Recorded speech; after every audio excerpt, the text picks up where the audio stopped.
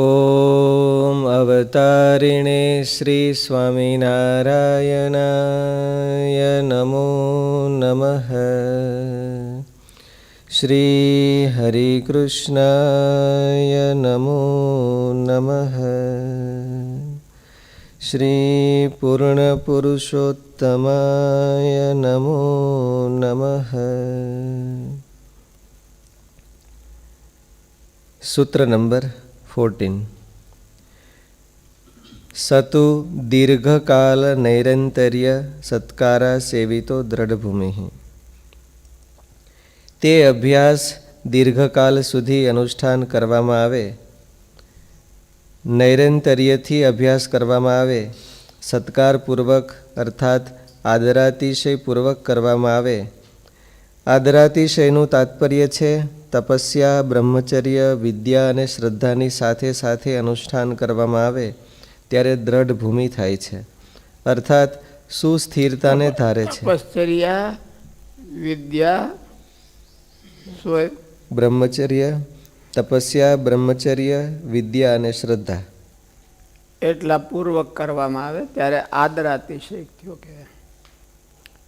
તપશ્ચર્યા એટલે થોડું થોડું તપ જોઈએ, અને બ્રહ્મચર્ય આશ્રમ પ્રમાણે, અને શ્રદ્ધા અને વિદ્યા. વિદ્યા એટલે મહિમા એ સહિત આચરણ જોઈએ તો જલ્દી દ્રઢતા થાય જેટલા હોય. હવે તે અભ્યાસ દીર્ઘકાલ સુધી અનુષ્ઠાન કરવામાં આવે, નૈરંતર્યથી અભ્યાસ કરવામાં આવે. તત્ર સ્થિતો યત્નો અભ્યાસ, એ સ્થિતિ જો વહેલી મેળવવી હોય તો આવી રીતે અભ્યાસ કરવો. સતુ દીર્ઘકાલ નૈરંતર્ય સત્કાર સેવિતા, એને સહિત સેવન કરવું. ઘડીકમાં થઈ જાય એવી સ્થિતિ પ્રાપ્ત થઈ જાય એવી આશા ન રાખવી. એક ઘડીકમાં ઉપડ્યા એટલે ઘડીકમાં પૂરું કરી લીધું પછી એને સંભાળે જ નહીં તો ન થાય. લાંબો કાળ સુધી સેવવો જોઈએ તો એને યોગ સિદ્ધ થાય. આપણે આમ કે 3 પ્રકારના યોગ કાલ ચર્ચા થઈ હતી ને. એક તો ગીતામાં કીધો એવો યોગ, ગીતાને યોગ શાસ્ત્રે શ્રી કૃષ્ણ અર્જુન સંવાદે, એટલે એમાં યોગ કીધો. મહારાજે વચનામૃતમાં હોતે એને યોગ કીધો છે, અને આ પતંજલિ મુનિએ યોગ કીધો. પતંજલિ મુનિએ અષ્ટાંગ યોગ કીધો છે. એમાં જાજો અષ્ટાંગ યોગનું નિરૂપણ છે. આ તો ખાલી આ રાજયોગ કીધો છે પેલો, અત્યારે કે છે રાજયોગ છે. અભ્યાસ અને વૈરાગ 2 થી સિદ્ધ થાય અને રાજયોગ કહેવાય. પછી બીજો કહે ક્રિયાયોગ, તપસ્વાધ્યાય ઈશ્વર પ્રણિધાનાની ક્રિયાયોગ. પછી અષ્ટાંગ યોગ, યમ નિયમ આસન પ્રાણાયામ પ્રત્યાહાર ધારણા ધ્યાન સમાધિ, એ અષ્ટાંગ યોગ. એટલે યોગનો અર્થ છે સ્થિતિ કરવી.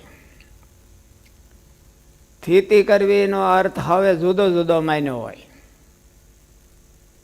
મહારાજ આપણે કામનો એ જ આવે કે મહારાજને મનમાં શું છે, મહારાજે કોને યોગ માન્યો છે, એ સ્થિતિ કરવા માટે સાધનો આના હાલે. સ્થિતિ મહારાજની ઈચ્છા હોય કે મહારાજે જે માની હોય એ કરવી જોઈએ, એના માટે પ્રયત્ન કરવો જોઈએ. આમાં બધા સાધનો કીધા છે, સાધનો કોમન સાધનો છે. એટલે ગીતામાં ભગવાને યોગ કીધો એને પણ આ સાધનોથી સિદ્ધ કરી શકાય. એટલે ગીતામાં ભગવાને કર્મયોગથી જે સ્થિતિ કીધી છે, કર્મયોગ સાધન છે અને સ્થિતિ ભગવાનમાં છે. ગીતા પાછું ઈશ્વર વિષય વાળી રહી ને, અને મહારાજે તો પાછું એનાથી ને વધારે કીધું. એના સાધનો કીધા અને સ્થિતિ મહારાજમાં કીધી, ભગવાનમાં. ભગવાનની મૂર્તિમાં સ્થિતિ કીધી. એ બધાય સાધનો એમાં દીર્ઘકાલ નૈરંતર્ય અને આ સત્કારા સેવિત, આ સત્કાર સેવિત એમ લાંબો કાળ હોય છે. આપણે એમ વાત કરી છીએ કે કોઠારી સ્વામીની સર્વિસ છે એ કેટલા વર્ષની? 80 વર્ષ. 80 વર્ષ સુધી સ્વામીની નિશ્રામાં સેવા કરી, એક ભાવનાથી. જો ભાવના ન હોય તો ક્યાંય ને ક્યાંય ફગાવાઈ ગયા હોય, ક્યાંય વ્યા ગયા હોય, કેટલાય વ્યા ગયા. સ્વામી કહેતા કે 200 જણાને લગભગ સ્વામીએ પાર્ષદ તરીકે તો દીક્ષા દીધી છે, 200 જણાને. એમાં સ્વામી ધામમાં ગયા ત્યારે 70 થી 80, 75 થી 80 હતા વાહે. બાકીને બધા હવા હો ક્યાં વયા ગયા ક્યાંય ખબર ન પડે. એ હવા હો બધા ઉડી ગયા, એનું કારણ શું? એનામ શક્તિ નહોતી, શક્તિ હતી બધી, એક ભાવના નહોતી, એ ઝીરો હતી. એટલે ભાવના વિને ક્યાંય ને ક્યાંય પવન આવે એમ ઉડી જાય. અને પવન આવે તો આમ આની કોર પવન આવે, આની કોર ઉડી જાય, આની કોર પવન આવતા. એ બધાય હજી એમણે માટા મારતા હોય, કોઈ ધામમાં વયા ગયા, કોઈ એવું થયું એમ, એમણે માટા મારતા હોય. એને કોઠારી સ્વામીના જેવી સ્થિતિ ન થઈ. એને હરિપ્રસાદ સ્વામી જેવી કે મુગટ સ્વામી જેવી કે નારાયણ ભગત જેવી સ્થિતિ ન થઈ. હજી છે એના બધા નમૂના. એના કરતાં મુગટ સ્વામી કરતાં જાજી સેવા કરી હોય, નારાયણ ભગત કરતાં જાજી સેવા કરી હોય, એ હજી આટા મારે છે, મિનિંગલેસ આટા મારતા હોય છે. એવી સ્થિતિ નથી થઈ. એનું કારણ શું? એક તો જાજી શ્રદ્ધા ન હોય, સતુ દીર્ઘકાલ. હરિપ્રસાદ સ્વામી શાસ્ત્રીજી મહારાજને હારે જોડાણા, ત્યાર પછી ધામમાં ગયા ત્યાં સુધી એક ધારી એક જ સેવા હતી, કઈ વેરાયટી નહોતી એને, એક જ સેવા હતી. નારાયણ ભગતે એક જ સેવા કરી. જ્યારથી સ્વામીને હારે જોડાઈ ગયા ત્યાર પછી જે કરતા હતા એ ઠેઠ લગી કરી. નારાયણ ભગત જો ચા પાઈને બ્રહ્મરૂપ થઈ ગયા, પીવાવાળા છે એ દેહરૂપ થઈ ગયા હોય, આ પાવાવાળા છે એ બ્રહ્મરૂપ થઈ ગયા, ચા પાઈને બ્રહ્મરૂપ થઈ ગયા. ભાવના કામ કરે છે, માણાની એક્શન એટલી બધી કામ નથી કરતી. એ જરૂર છે, એક્શન હોતે જરૂરી હોય છે, પણ ભાવના ક્યાં એ કેળવી, એમાં આખી જિંદગી વહી જાય તોય નથી કેળવી રહેતા. લ્યો, અને જીવનને છેડે એમને ગોથા ખાઈને વ્યા જાય. એકધારી ભાવના રહેતી. એટલે પોતાના મનના બધા અરમાનો હોય તો ભાવના તમે ન રાખી. પ્રાઇવેટ અરમાનો છે એ ભગવાનની ભાવનાને ડેમેજ કરી નાખે છે. ભગવાનનું અરમાન એ પોતાનું અરમાન તો એને વધારે. મારે પ્રાઇવેટ અરમાન હોય તો અરમાન હોય તો હું ભગવાનના અરમાનની હારે મેચિંગ ન કરીએ, મેચિંગ ન કરીએ એટલે સ્થિતિ ન થાય. એટલે સતુ દીર્ઘકાલ નૈરંતર્ય આ સત્કારા સેવિતો દ્રઢ ભૂમિ. સતો એટલે અભ્યાસ જ એવું કાંઈ નહીં, પણ સ્થિતો. આગલું સૂત્રમાં છે સતો તત્ર સ્થિતો યત્નો અભ્યાસ. સ્થિતિ માટે એક મહારાજે પણ એક સ્થિતિ કીધી છે, ગીતામાં પણ ભગવાને એક સ્થિતિ કીધી છે, આ યોગ સૂત્રમાં પણ એક સ્થિતિ કીધી છે. ગીતામાં શું ભગવાને કીધું? પ્રજહાતિ યદા કામાન સર્વાન પાર્થ મનોગતાન આત્મને વાત્મના તુષ્ટ સ્થિત પ્રજ્ઞસ્તદોચ્યતે. ઓલું યથો કુર્માંગ યદા સંહરતે ચાયમ કુર્મોંગાની સર્વશ ઇન્દ્રિયાણી ઇન્દ્રિયાર્થેભ્યો તસ્ય પ્રજ્ઞા પ્રતિષ્ઠિતા. એ સાધન જેવું કીધું છે. એક હરખી સ્થિતિ પહેલા શ્લોકમાં કહી દીધી. અને યહ સર્વત્ર નભી સ્નેહા તત્તત પ્રાપ્ય શુભાશુભમ. આ બધી સ્થિતિ છે અને એ બધા સાધનો છે. એના દ્વારા સત્સંગમાં મહારાજે માનેલી સ્થિતિ આપણે એચીવ કરી લેવી છે. આ બધા સાધનો છે. કુર્મોંગાની સર્વશા એમાં સાધન જ કીધા છે. ઇન્દ્રિયાણી ઇન્દ્રિયાર્થે બ્યો સ્થિત પ્રજ્ઞ તદોચ્યતે. એમ ઇન્દ્રિયોને ક્યાંક પાછા ખેંચવા જોઈએ, ક્યાંક મનને પાછું ખેંચવું પડે ને ખેંચવાનું, તો એને સ્થિતિ થાય. ખરેખર ગીતામાં સ્થિતિ તો પહેલા શ્લોકમાં જ કીધી છે, અને એ આત્મસ્થિતિ છે. પ્રજહાતિ યદા કામાન સર્વાન પાર્થ મનોગતાન આત્મન્યેવાત્મના તુષ્ટ સ્થિત પ્રજ્ઞ તદોચ્યતે. એમાં પ્રકરણ આત્માનું છે બીજા અધ્યાયમાં, એટલે આત્મસ્થિતિ છે.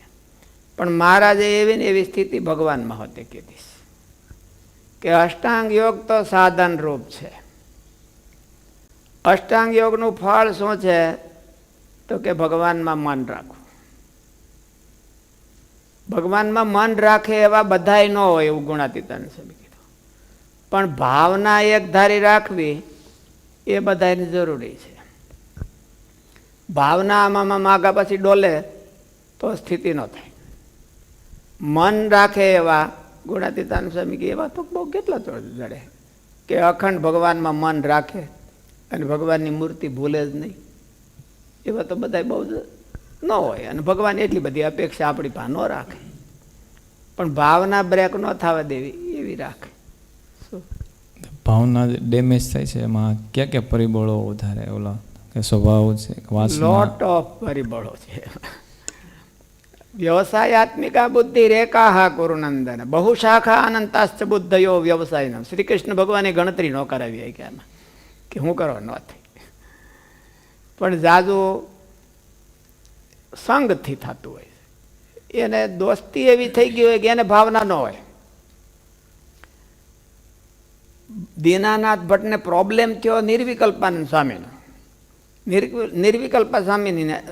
નિર્વિકલ્પાનંદ સ્વામીની હારે જોડાઈ ગયો એટલે થોડોક વધારે પ્રોબ્લેમ થઈ ગયો. માલિપા તો થોડુંક પડ્યું હોય, પણ જો વળી હારો સંગ થાય તો એ નીકળી જાય. અને માલિપા થોડુંક પડ્યું હોય એવું ગડબડાટ, એને જેવો સંગ થાય તો વકરાય કે હા મળો આ તો આ બધા આવા છે, આવતા આ તો લૂંટારા છે ને આપણને આપણો લાભ લઈ લે છે, આપણું તેલ કાઢે છે, ખોળ ખોળ આપણને દેશે. એટલે એ સંગે કરીને જાજુ થાય છે. મહારાજે કીધું સંગે કરીને, અંતરશત્રુ એ કરીને એમાં નાસ્તિક બુદ્ધિ આવે છે. એના ગ્રંથ ભણવે કરીને મહારાજ કે નાસ્તિક બુદ્ધિ કેમ આવે છે ને, તો સંગે કરીને, એના ગ્રંથ ભણવે કરીને, સાહિત્ય એવું વાંચવે કરીને, અને બીજું મહારાજે કીધું કે અંતરશત્રુ એ કરીને. અંતરશત્રુની પ્રવૃત્તિ હાલતી હોય ત્યારે ગમે એવા ભગવાન આવીને કહે તો પણ એને મનાય નહીં. ભગવાન કહેતો ને મનાય, અમે કઈ થાશું. એટલે અંતરશત્રુની માલિપાનો જે પરિબળો છે એનો કંટ્રોલ ભગવાન ન કરી દે, એનો કંટ્રોલ આપણે કરવો જોઈએ. ઇનર પરિબળો અને બાહ્ય પરિબળો, બહાર કુસંગમાં મોઢું રાખીને બેઠા હોઈએ આપણે તો ભાવના સ્થિર ન થાય. ભાવના સ્થિર ન થાય. શાસ્ત્રીજી મહારાજના જીવનમાં એટલા બધા વ્યાઈ ગયા, થોડાક જ બાકી રહ્યા, તો એનું કારણ હું બીજું આ એને કોઈક મળી જાય કે તમને તો નીચોવી નાખે છો. હા ખરેખર તાને એમ થાય કે પાણીનો ઢગલો દેખાય કે એમ કેટલું પાણી નીકળી ગયું મારું, અમારું પાણી કાઢ્યું. પાણી કાઢવાને બદલે તેલ કાઢ્યું એમ કે છે. અમને તેલ કાઢી નીચોવી નાખે, ખોળ ખોળ રહેવા દીધો અમારે. એટલે સતુ દીર્ઘકાલ નૈરંતર્ય આ સત્કારા સેવિતો દ્રઢ ભૂમિ. ભગવાનમાં દ્રઢતા થાય એ એક દિયે થઈ જાય. આ બધા જેને જેને કર્યું એની સર્વિસ તો જુઓ કેટલી દીધી એને, આખી જિંદગી ખપી ગયા એક જ માં. તો એને કાંઈ બધું જો આ અષ્ટાંગ યોગ સાધવા જવો પડ્યો નહીં, ગીતા વાંચવા જવી ન પડી, વતનામૃત વાંચવાય નહીં ગયા હોય. નારાયણ ભગતને કંઈ સેવા કરતા ત્યારે અભ્યાસ બહુ નહોતો. એ વાત કથા સાંભળે એટલું. કથામાં કોઈ દી મોદિયા ઉપર બેઠા નથી, બહાર બે જ્યાં ભૂંગળું વાગતું હોય ત્યાં પાછું સાંભળે ઓછું. એટલે હું જલ્દી જવાય એમ. પણ તોય આપણે મોદિયાને ફાડી નાખી તો એવી સ્થિતિ થતી નથી, અને મોદિયા ઉપર બેઠા નહીં તોય એની એવી સ્થિતિ થઈ ગઈ. એનું કારણ છે ભાવના. ભાવના હોતી હોય તો થાય, નહીં તો ન થાય. આમાં અભ્યાસ અને વૈરાગ્યને રાજયોગ કીધું અને ગીતામાં કર્મયોગને રાજયોગ કીધું. એમાં કીધું છે વૈરાગ ને અભ્યાસ તો બે જોઈએ. વૈરાગ અભ્યાસ એનું તો કમતે એ વૈરાગ્યેણ ચ ગૃહ્યતે, એમાં હોતે એ જ સાધન કીધા છે બીજું. અને મહારાજે એ જ કીધું છે વૈરાગ છે એ સપોર્ટર છે અને અભ્યાસ છે એ મુખ્ય રોલ છે, એનો મુખ્ય રોલ છે.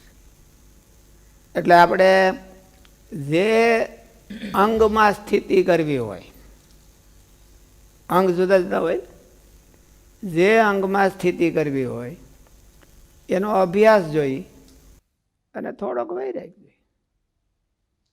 60-40 જેવું. 60% અભ્યાસ જોઈ અને થોડોક વૈરાગ હોતો. થોડુંક છોડતા શીખવું જોઈએ. બધુંય આપણને મળી જાય એવું ન હોય. થોડુંક છોડતા શીખે અને ભગવાનને રાજી કરતા શીખે તો પછી બધું મળી જાય. ભગવાન એવા છે કે એને કાંઈ અધૂરું રહેવા દેતા નથી.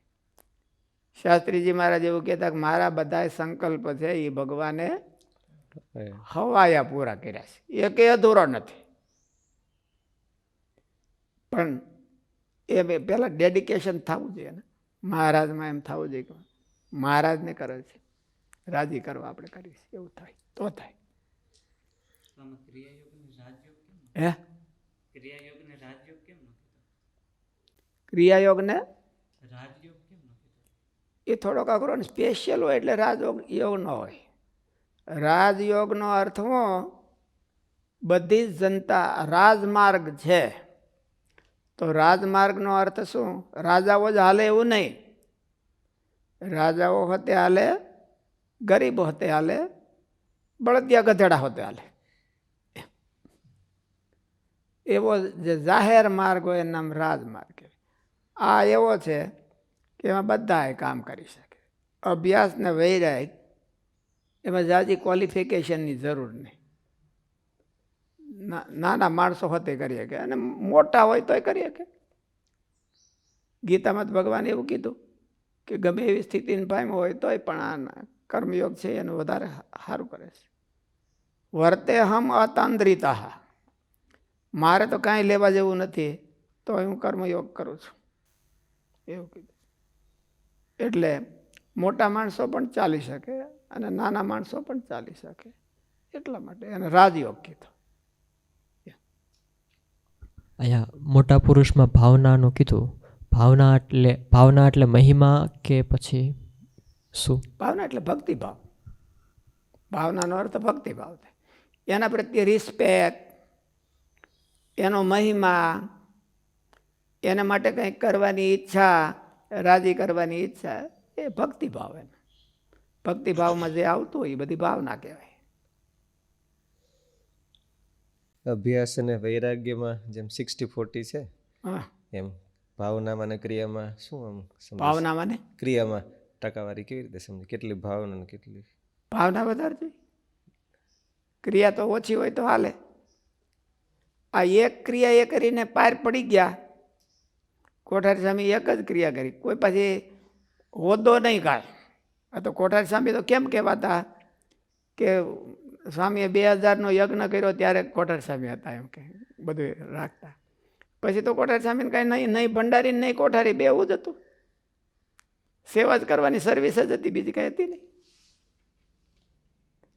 એટલે કોઈ હોદોય નહીં અને કોઈ બીજું કાંઈ નહીં, ખાલી સેવા જ હતી.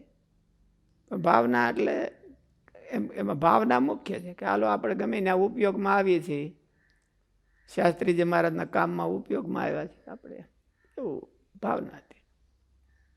અને ભાવના ન હોય તો બીજા એના બધાય એના વડોવડિયા કહેવાય ને, એના બધા ત્રણ ભેળા હતા. શાસ્ત્રીજી મહારાજને એ ત્રણ આપણે હરિપ્રિદાસ સ્વામી અને ભગવત જીવન સ્વામી અને કોઠાર સ્વામી ત્રણેય હતા. તો ઓલા બધા ક્યાંય વયા ગયા. પાંખું આવે એટલે ઉડી જાય, પાંખું ન હોય ત્યાં સુધી આમ છોકરો ચી માના માટે કરી રાખે, પાંખું આવે એટલે ઉડી જાય. એટલે બધી પાંખો છે. પોતાના મનમાં એમ થાય કે આપણે સમજીએ છીએ એટલે ઉડી જાય. અને કોઠાર સ્વામીને મનમાં એમ રહ્યું કે આપણે સમજતા નથી, આવા એને ઠીક છે, માં લઈ આવીને ખવડાવી ખાય, બધું ચી કરીએ નકરું.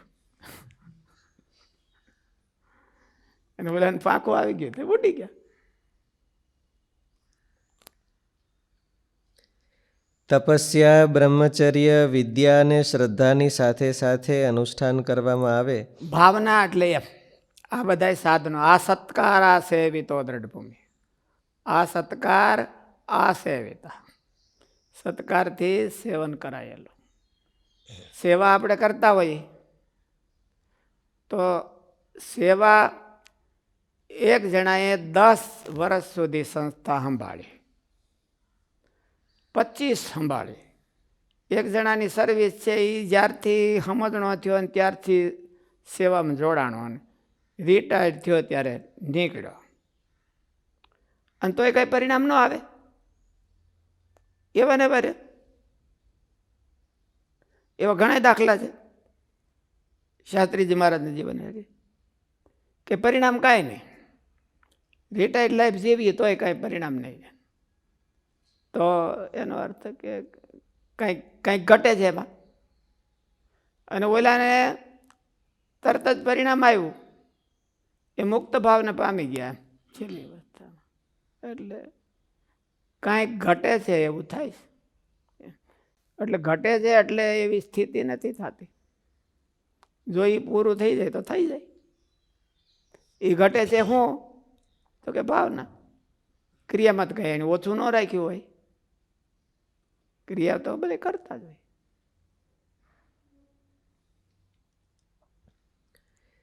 આદરાતિશયનું તાત્પર્ય છે તપસ્યા, બ્રહ્મચર્ય, વિદ્યા અને શ્રદ્ધાની સાથે સાથે અનુષ્ઠાન કરવામાં આવે ત્યારે દ્રઢ ભૂમિ થાય છે. અર્થાત શ્રદ્ધા જોઈએ. એ માનો કે એક કામ હોપ્યું હોય તો એમ થાય કે આપણે ભાવનાથી પૂરું કરવું છે, તો થાય. ત્યારે દ્રઢ ભૂમિ થાય છે, અર્થાત સુસ્થિરતાને ધારે છે.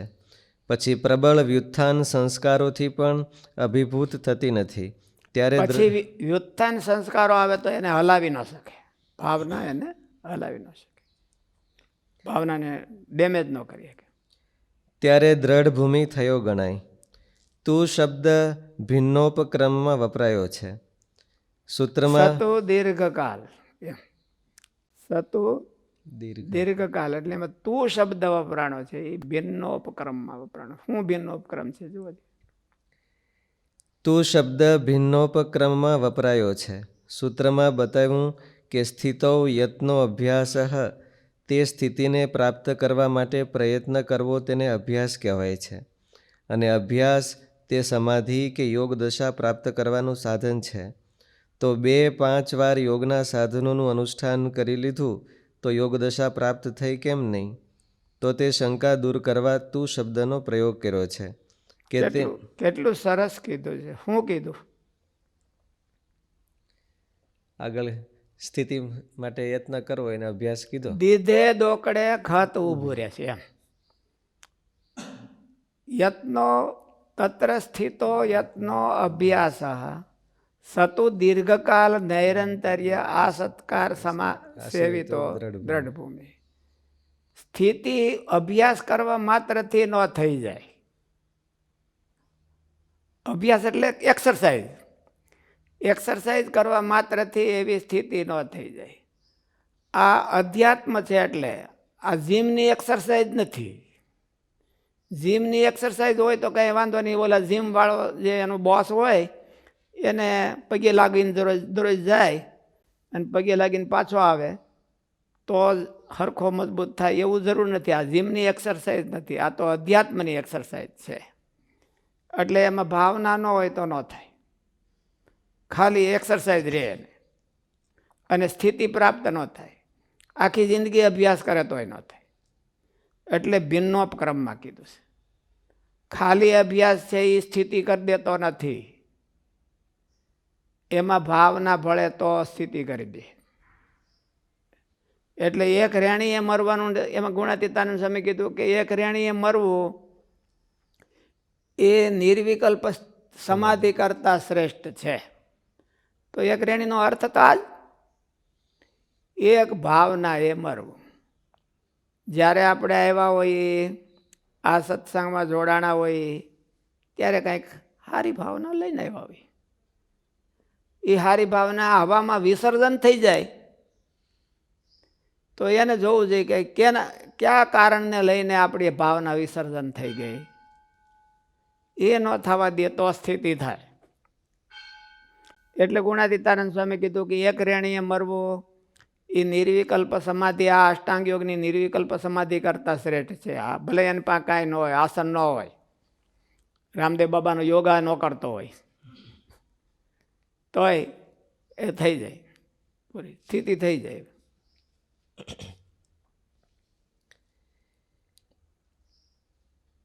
તું શબ્દ ભિન્નોપક્રમમાં વપરાયો છે. સૂત્રમાં બતાવ્યું કે સ્થિતો યત્નો અભ્યાસ, તે સ્થિતિને પ્રાપ્ત કરવા માટે પ્રયત્ન કરવો તેને અભ્યાસ કહેવાય છે. અને અભ્યાસ તે સમાધિ કે યોગ દશા પ્રાપ્ત કરવાનું સાધન છે. તો 2-5 વાર યોગના સાધનોનું અનુષ્ઠાન કરી લીધું તો યોગ દશા પ્રાપ્ત થઈ કેમ નહીં? શરૂઆત કરે તેથી દરરોજ 2-3 કલાક કરે. શરૂઆત કરી હોય તેથી કેટલી દરરોજ 2-3 કલાક કરે. સેવા આ બધું સાધનો કર્યું હોય, બીજાને કોઈને ઘરવા ન દે. આજુબાજુમાં મૂકી દીધું પછી પૂરું થઈ ગયું, હામય ન જોઈએ. એમ ન થાય, એટલી જ કરવી, પણ છેલ્લા શ્વાસ સુધી કરવી. તો સ્થિતિ થાય ને, તો સ્થિતિ થઈ જાય. તો તે શંકા દૂર કરવા તું શબ્દનો પ્રયોગ કર્યો છે કે તેમ 2-5 વાર યોગાંગનું અનુષ્ઠાન કરવાથી સ્થિતિ પ્રાપ્ત થઈ જતી નથી. સ્થિતિ પ્રાપ્ત કરવા માટે દીર્ઘકાલ સુધી સાધનોનું અનુષ્ઠાન કરવું જરૂરી છે. ત્યારે એવી સ્થિતિ સિદ્ધ થાય કે પ્રબળ વ્યુત્થાન સંસ્કારો પણ તેને અભિભૂત ન કરી શકે. પછી એને કોઈ કુસંગ ડગાવી ન શકે. એવી જો સ્થિતિ કરી હોય તો એને કોઈ કુસંગ ડગાવી ન શકે. એ બધા અડગ રહે. તો ભિન્નોપક્રમનો અર્થ ભાવના સહિત કરવી એવો કર્યો કે ક્રિયા ને ભાવના? ભિન્નોપક્રમમાં ક્રિયા ને ભાવના. ક્રિયા સાધન રૂપ નથી, ભાવના સાધન રૂપ છે. એ ભિન્નોપક્રમ છે. ક્રિયા તો એને કે આ દીર્ઘકાલ નૈરંતર્યમાં ક્રિયા તો જરૂરી જ છે. એટલે ભિન્નોપક્રમ કહેવાનો અર્થ એવો છે પતંજલિ મુનિનો કે ખાલી ક્રિયા હોય અને ભાવના ન હોય તો ન થાય. હવે એમાં શું જરૂરી છે? એ ભાવના છે, એનો પ્રાણ છે, અને પ્રાણ હોય તો પછી ઓલું થાય. ખાલી સેવા કરે એટલે એની સ્થિતિ થઈ જાય એવું નહીં, થોડીક ભાવના હોતી જોઈએ. ભાવના વિનાની કરી રાખે એમણે 10 જણાનું કામ એકલો કરતો હોય, 10 જણાનું કામ એકલો, અને તોય સ્થિતિ નથી થઈ. અને ગુણાતીતાનંદ સ્વામી કહે કે એક ઈંટ ન ઉપાડી હોય તો એ સત્સંગમાં રહે, અને બધાએ મંદિર તૈયાર કર્યા હોય તો એ સત્સંગમાં ન રહે. એવું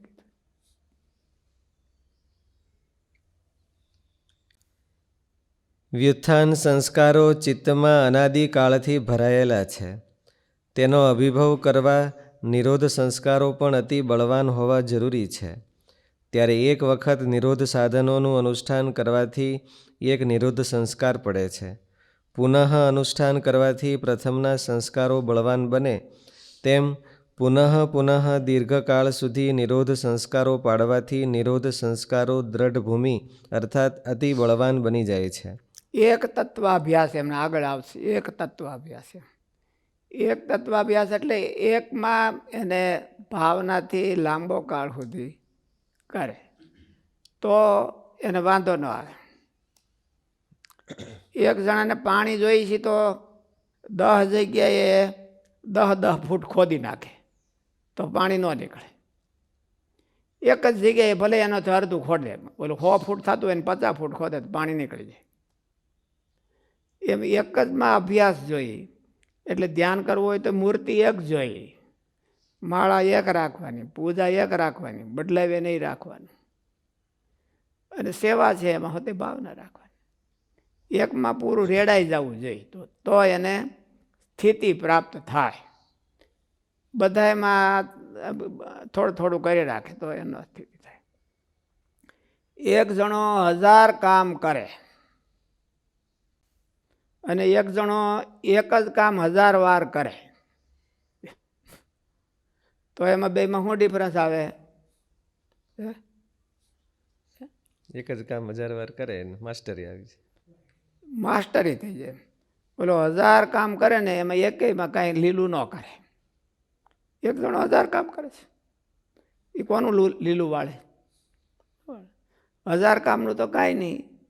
એક જણો 5 કામ કરે અને એક જણો એકનું એક 5 વાર કરે તો એને ફળ આવે. ઓલો ઝાઝામાં ઓલો બધેથી આમ આ લઈ લો ને આ લઈ લો ને આ હું મેળવ્યું ને આ લઈ લો. એટલે બહુ શાખા અનંતાશ્ચ બુદ્ધયો અવ્યવસાયી નામ, એવું ગીતામાં ભગવાને કીધું. ભોગેશ્વર્ય પ્રસક્તા નામ તયા ભરત ચેતસામ વ્યવસાયાત્મિકા બુદ્ધિ સમાધો ન વિધીયતે.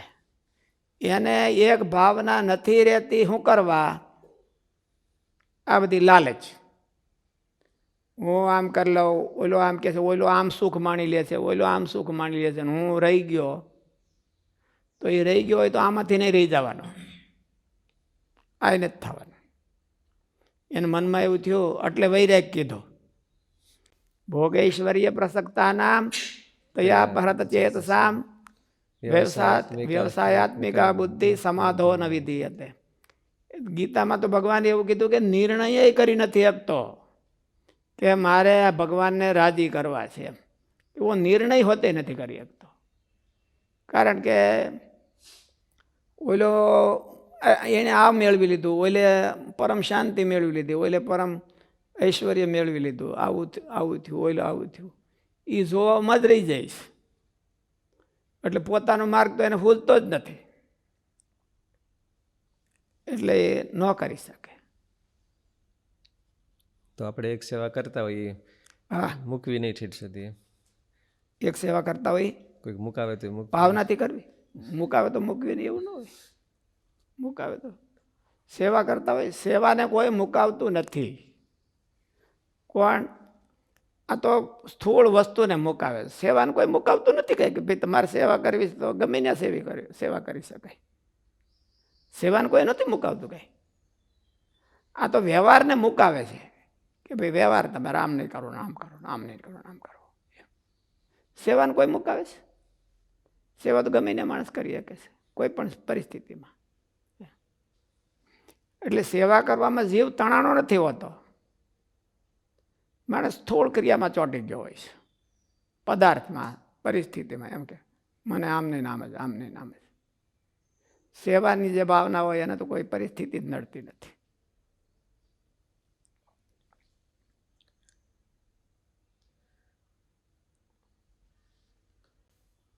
અહીં કોઈ એવી જુનાગઢમાં મુકુટ સ્વામી ગયા ત્યારે પરિસ્થિતિ કેવી હતી? એ બધી હવાહો છોકરા હતા અને એક રસોઈ હતો, એક તુલસી કરીને એક રસોઈ હતી, બધું કામ કરે. હવાહો છોકરાને આપણે 5 જણાને રસોડું કરવું હોય અને એક સંતોનો વારો આવ્યો હોય તો 10 સંતો હોય તો એ થાળ રસોઈ અમારે જ ધરાવી, એ ટાઈમે ન ધરાય.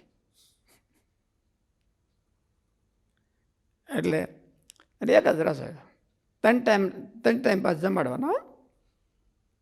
અને એક રસોઈ એટલે કોઈ કરતાં કોઈ કાંઈ કામ ઓલું કોઈ સાધન સગવડતા જ નહીં. ઓલી ગુજરીમાંથી જઈ અને ક્યાંક હાલે એવી વસ્તુ લઈ આવે ને એ પછી એનું બાંધકામ કરે. બારી બાણાની બધા એવા જ દરરોજ ગોદરી એમ જાય, હાલીને જવાનું. કોઠારી સામે વર્ષો સુધી હાલીને જવાનું અને હાલીને આવવાનું. 4 કિલોમીટર દરરોજ જવાનું ને આવવાનું. એને ભેળો પાછો એક ધારી જોડ બીજી કોઈ હાલે નહીં. 1 દી 2 દી જોડમાં ગયા હોય તો કે હું થાકી ગયો. ઓલા આખી જિંદગી ન થાય કે આવી રીતે તમે થાકી જાય. ગાડી ન હોય, ઓલી હોય ચાલુ ટ્રેક્સ હોય તો થાકી જાય, ઇનોવા હોય તો ન થાકી.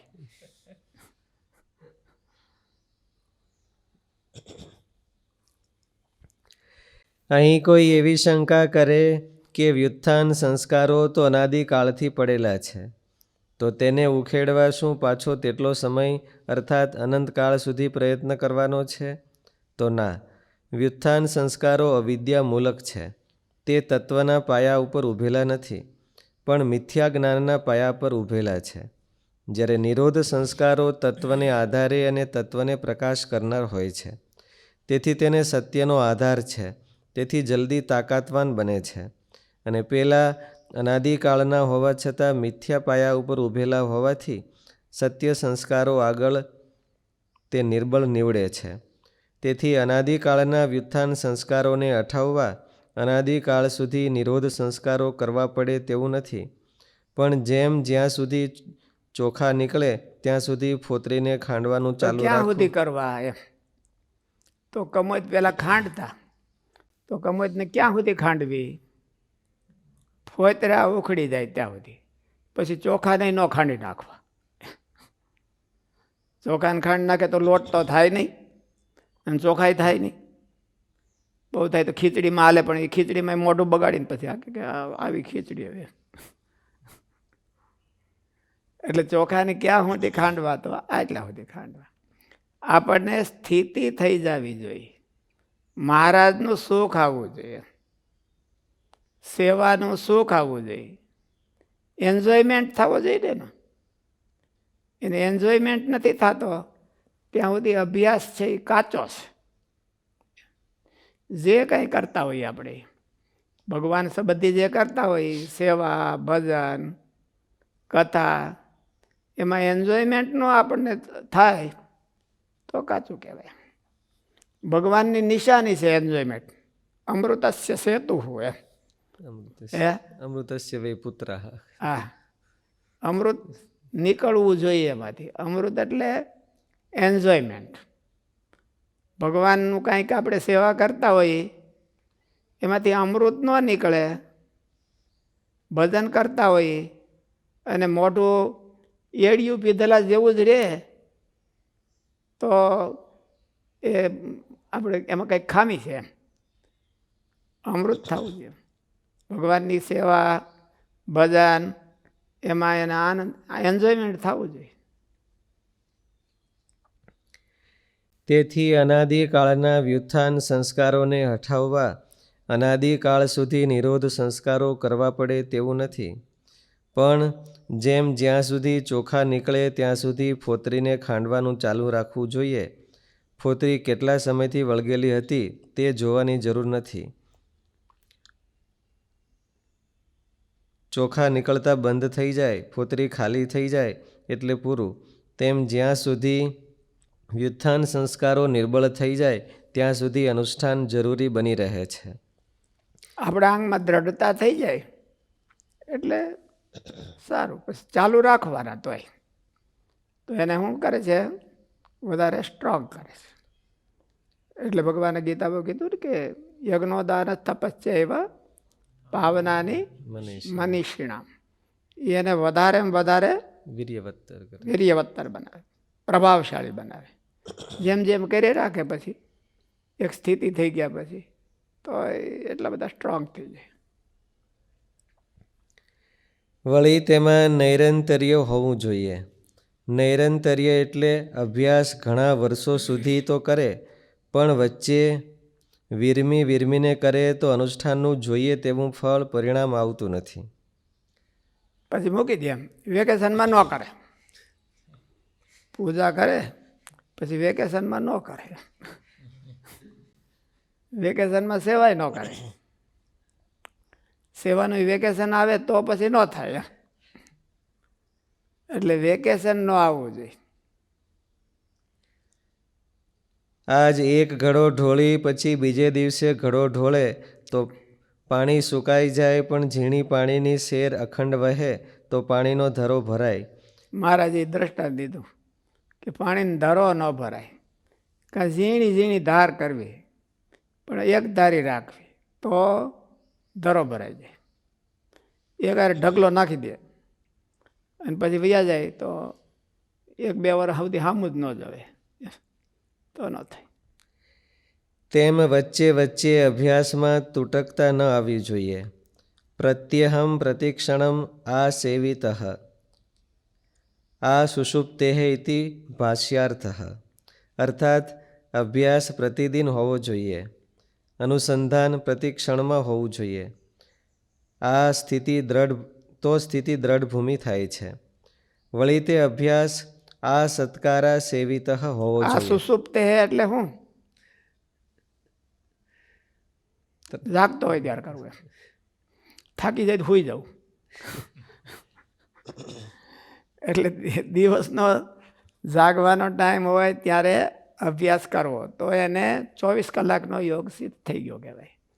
જાગૃત દિશામાં કરે તો સુષુપ્તિ દિશામાં ઓટોમેટિક ફાયદો મળે.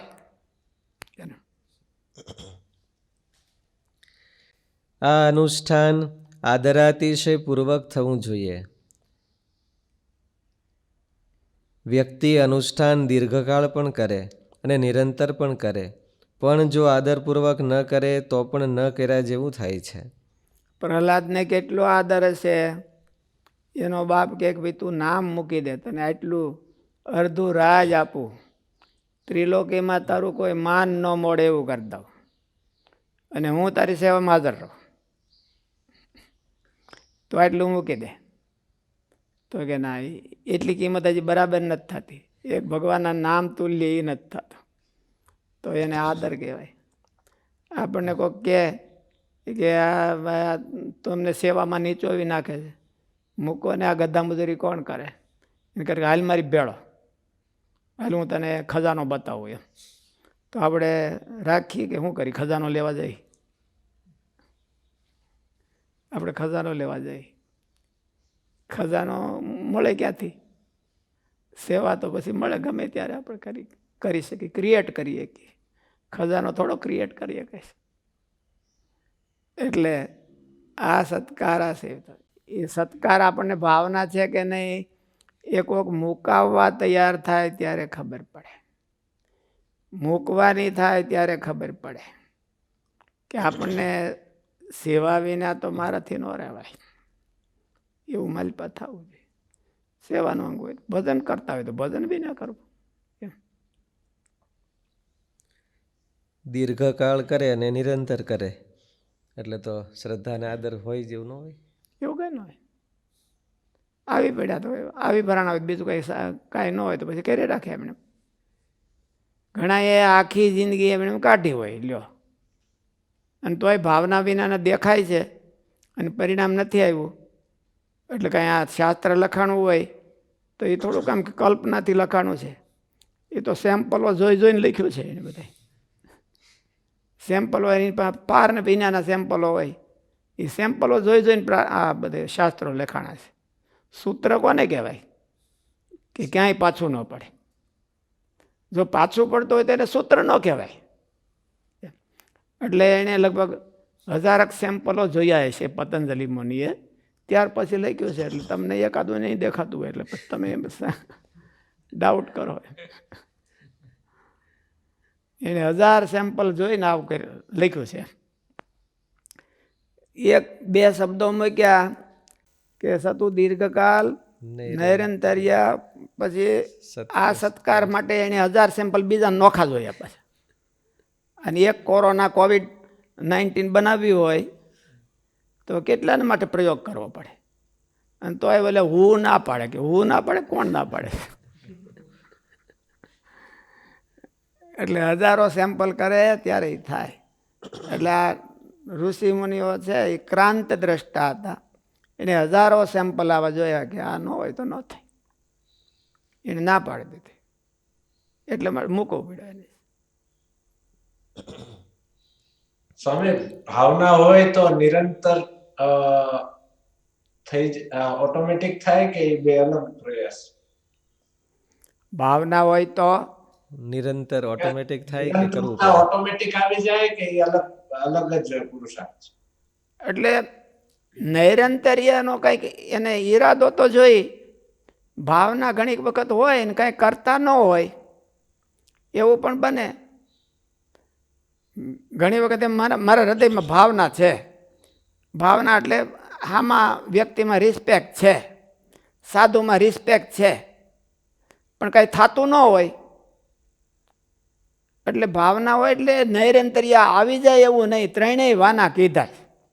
નહીં તો સીધું ભાવનાને આ પતંજલિ મુનિ છે એ તો ઋષિ છે, એને સીધી જ ભાવનાને ઠપકારી દીધી હોત તો ઓલા બે એના પેટાળમાં આવી જતા હોત તો એ શબ્દો વધારે મૂકવાની જરૂર ન પડત. એટલે ભાવના હોય પછી કરવું પડે છે, અને કરતો હોય તો એને ભાવના ક્રિએટ કરવી પડે છે. એકબીજામાંથી એકબીજા આવી જાય એકદમ ન થાય. પછી થોડું ઘણું એને મદદ કરે. ભાવના હોય તો એને કન્ટિન્યુટી રાખવી હેલી પડે, અને ભાવના ન હોય અને વેઠ હોય તો પછી એને કન્ટિન્યુટી રાખવી અઘરી પડે, એવું થાય. પણ ભાવના હોય એટલે એને આવી જ જાય એવું ન. એટલા માટે આમાં કીધું છે ઋષિ મુનિઓમાં આપણને વધારે શ્રદ્ધા છે. આપણને તો શાસ્ત્રમાં વધારે શ્રદ્ધા છે. હું એમ કહું કે આમ થઈ જાય એટલે એવું થઈ જાય એવું ન હોય. આમાં કીધું એ થઈ જાય. મહારાજે કીધું હોય કે ગીતામાં ભગવાને કીધું હોય તો થઈ જાય. એટલે ગીતામાં ભગવાને આવું કીધું છે એટલે એનો અર્થ એવો છે કે ભાવના જોઈએ એમ ભાવના જોઈએ. અને પછી ભાવના હોય તો એને કન્ટિન્યુટી કરવી જોઈએ. કન્ટિન્યુટી કરે અને લાંબો કાળ સેવે તો આવું થાય. એટલે આપણે પ્લાન કરવો જોઈએ કે મારે આવી રીતે આટલો ટાઈમ કરવો છે, આટલો ટાઈમ આ કરવો છે. કમસે કમ એવો પ્લાન કરવો જોઈએ કે હું ગૌડો થાવ લાકડીએ હાલું, લાકડીને ટેકે ટેકે ત્યાં સુધી કરવું એમ. પછી લાકડીને ટેકે ટેકે હાલતા હોય એટલે પછી તો થોડુંક બંધ થઈ જાય. એવું આપણે મનમાં કરવું જોઈએ. એવું આપણે બધા નંદ સંતો હતા એને છેલ્લે શ્વાસે આ એના પોતાના અંગમાંથી મુકાવવા પડ્યા હતા કે ભાઈ હાલો હવે તમારા ધામમાં જવાની તૈયારી થઈ છે એટલે આ તમે મૂકો. એટલે ત્યારે મૂકીને સીધા ને આવી ગયા. એવા વચ્ચે વેકેશન કે રિટાયરમેન્ટ નહોતું લીધું એણે.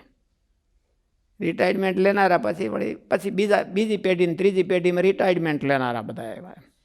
આપણે તો પહેલેથી રિટાયરમેન્ટ નોંધાવી દઈએ કે બેનિફિટ મળતો હોય અમને દઈ દો, પછી અમારું રિટાયરમેન્ટ. વેકેશનનો પગાર દઈ દો અને ટર્મમાં અમે નહીં આવી. તમારી ટર્મ શરૂ થાય ત્યારે અમે નહીં આવીએ અને વેકેશનનો પગાર દઈ દો. હવે આ પેઢી આવી છે આપણી.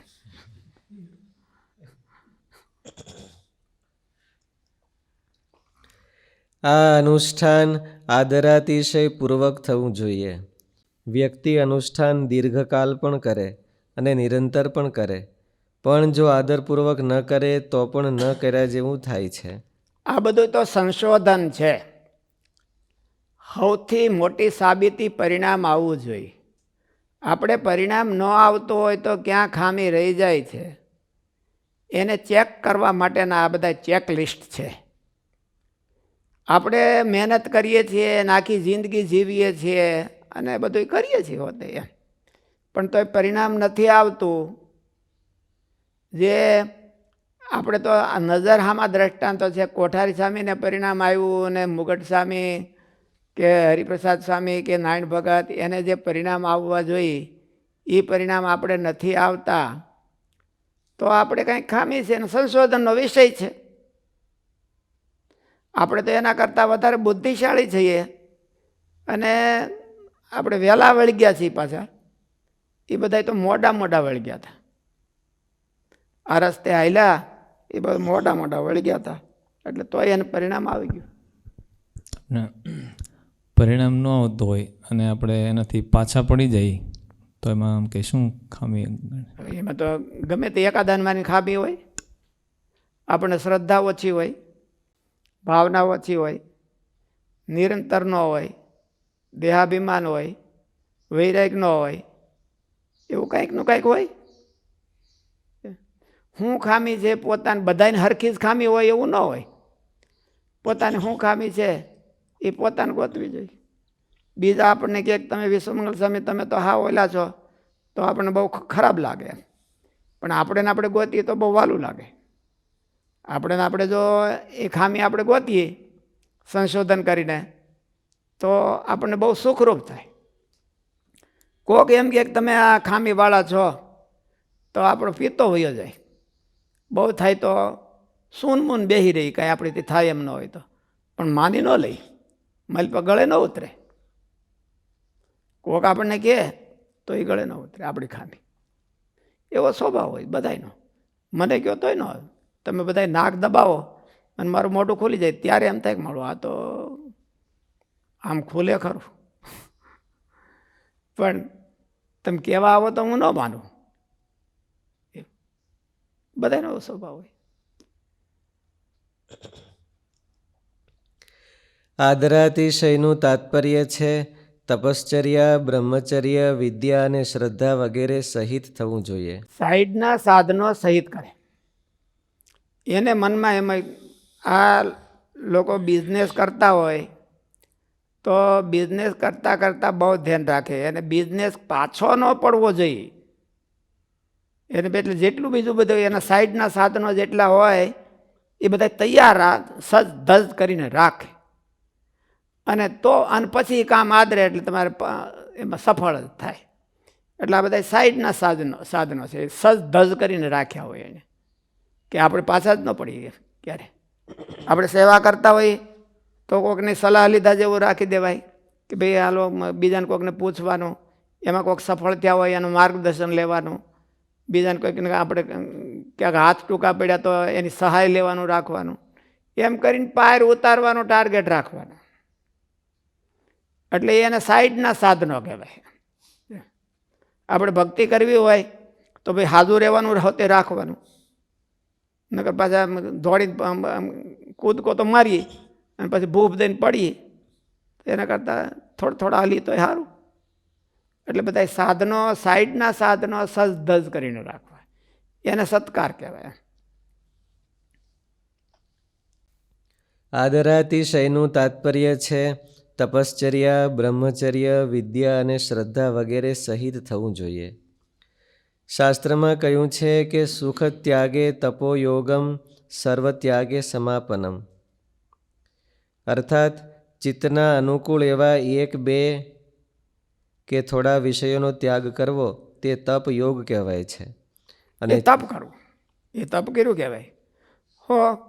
હું મિષ્ટાન નહીં ખાઉં એટલે એકનો ત્યાગ કરી દેતો, પછી બધાને નાક દબાવીને ધાંધણિયા ધોણાવે તો એટલે એમ કહેવાય. એટલે એકનો ત્યાગ કર્યો હોય તો તપ કહેવાય. સર્વ ત્યાગે ઉપાસનમ. પછી એમાં આ મારે જોઈએ એમ ન હાલે. એમ જ છે ને, શું આવ્યું શ્લોકમાં? સુખ ત્યાગે તપોયોગમ, સર્વ ત્યાગે સમાપનમ. સમાપન કીધું છે એટલે પૂરું તો થાય. સર્વ ત્યાગે ઉપાસનમ. 1 કે 2 ના ત્યાગમાં તપ કહેવાય કે ભાઈ હાલો ભાઈ હું આટકોળિયા જમાય એટલે તપ કહેવાય. મિષ્ટાન નહીં ખાવ, હરગવો જ ખાય,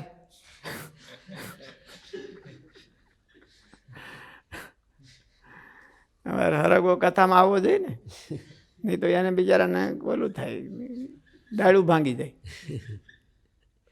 સદગુણ સ્વામીએ સાપ દીધો તો 2 ડાળું ભાંગી ગઈ.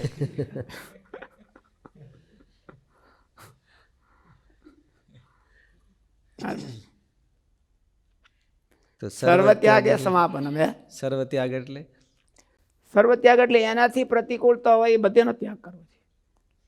આ અનુકૂળતાનો ત્યાગ છે ને, આપણી પ્રાઇવેટ અનુકૂળતાનો ત્યાગ છે. તપ કોને કહેવાય? કે આપણે મને અનુકૂળતા છે એનો પણ હું ત્યાગ કરીશ, તો એને તપ કહેવાય. પણ એક બેને ત્યાગ કર્યો હોય તો એને તપશ્ચર્યા કહેવાય. સર્વત્યાગે સમાપનમ એટલે ઉપાસના કરવી હોય કે મારે ભગવાનની આરાધના કરવી છે, તો હું એક બે ત્યાગ કરું તો આરાધના ન કહેવાય. એને ગમે એની સિવાય બધું ત્યાગ કરી દઉં તો જ મને એની આરાધના કે ઉપાસના કહેવાય. થોડું ઘણું મારું રાખી મૂકું તો ઉપાસના ન થઈ કહેવાય, અને ભક્તિ એ ન થઈ કહેવાય, યથાર્થ ભક્તિ ન થઈ કહેવાય, શાસ્ત્રમાં સ્થિતિ ન થાય. શાસ્ત્રમાં કહ્યું છે કે સુખ ત્યાગે તપો યોગમ સર્વ ત્યાગે સમાપનમ, અર્થાત ચિત્તના અનુકૂળ એવા એક બે કે થોડા વિષયોનો ત્યાગ કરવો તે તપ યોગ કહેવાય છે. અને ચિત્તના સર્વ અનુકૂળ કે પ્રિય વિષયોનો ત્યાગ કરી દેવો, ચિત્તના બધાય પ્રિય વિષયોનો ત્યાગ કરવાનો, અને એને બધાય પ્રિય વિષય હોય એનો બધાને એક્સેપ્ટ કરવો, તો એને ઉપાસના કહેવાય. અને એક બેનો ત્યાગ કરે ને તપ કહેવાય. સારું કહેવાય, એ કંઈ મોડું તો નથી, તપ કરે. ઓલું કીધું ને, બ્રાહ્મણા વિવિદેશંતિ યજ્ઞેન દાનેન તપસા નાશકેન. યજ્ઞ વડે કરીને, દાન વડે કરીને, ત્યાગ વડે કરીને, તપ વડે કરીને, ઉપવાસ વડે કરીને ભગવાનની આરાધના કરે છે. એટલે બધાયથી તો ભગવાનની આરાધના થાય. આ બધા સહાયક સાધનો છે, જેટલા થાય એટલા. પણ ઉપાસના કરવી હોય તો એને સર્વ ત્યાગ. તે સિવાય તમે ભગવાનના ઉપાસક ન બની શકો. બીજાની આપણે આરાધના કરવી પડતી, એને હોતી ઉપાસના કરવી પડે ને.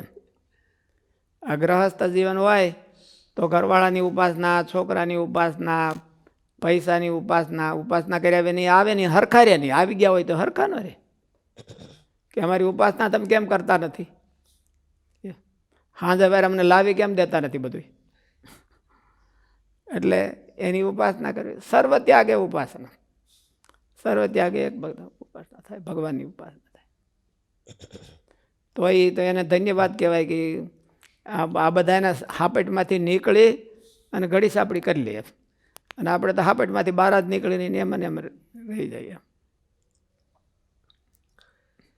અને ચિત્તના સર્વ અનુકૂળ કે પ્રિય વિષયોનો ત્યાગ કરી દેવો ને પરમાત્માને માર્ગે ચાલવું, તેને સમાપત્તિ અર્થાત યોગ કહેવામાં આવે છે. માટે અનુકૂળતા ત્યાગપૂર્વક અનુષ્ઠાન કરવું. બ્રહ્મચર્ય, જ્ઞાન, શ્રદ્ધા વગેરે ગુણોના અનુષ્ઠાન સાથે સાધનોનું અનુષ્ઠાન થાય તો તે આદરાતિશયવાળું અનુષ્ઠાન થયું ગણાય છે.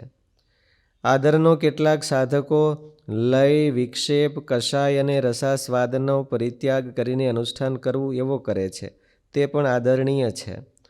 આવી રીતે દીર્ઘકાલ, નૈરંતર્ય અને આદર સહિત અભ્યાસનું અનુષ્ઠાન કરે ત્યારે તે સ્થિતિ વ્યુત્થાન સંસ્કારોથી પરાભૂત થતી નથી અને દીર્ઘકાલ સુધી સમાધિ બની રહે છે. સહજાનંદ સ્વામી મહારાજની જય. શ્રી